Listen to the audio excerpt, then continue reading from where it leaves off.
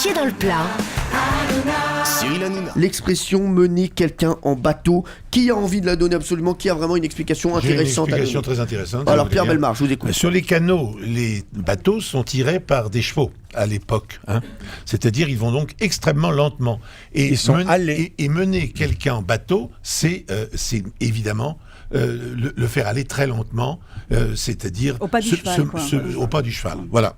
Camille Combal, vous avez une bonne explication? J'ai la bonne, oui, c'est assez récent, ça vient des années 70. En fait, c'est un guide sur l'île de Ré qui arnaquait les touristes. Il les faisait payer très cher en leur faisant croire qu'il leur faisait voir les maisons des stars, alors qu'en fait, il inventait tout. Et ce guide avait un problème, c'est qu'avec la chaleur, il avait les pieds qui gonflaient. Du coup, il portait des chaussures bateau. Du coup, on suivait le guide et c'était être mené par le guide, être mené en bateau par les bateaux. C'est fort. C'est très fort. C'est Alors, la vraie. je vais vous donner la véritable explication parce que ni Pierre ni Camille Combal n'avaient la bonne. Enfin, Camille Combal, c'est plus étonnant. Le bateau dont on parle n'a rien à voir avec l'embarcation.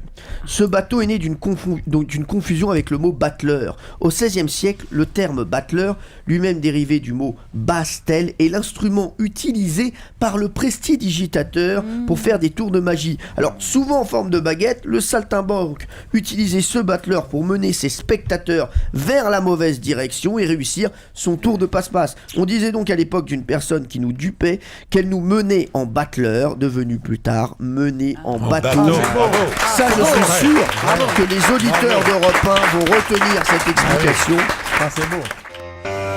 Europe 1, les pieds dans le plat. Tous les jours, 10h30, 12h30. Cyril Hanouna.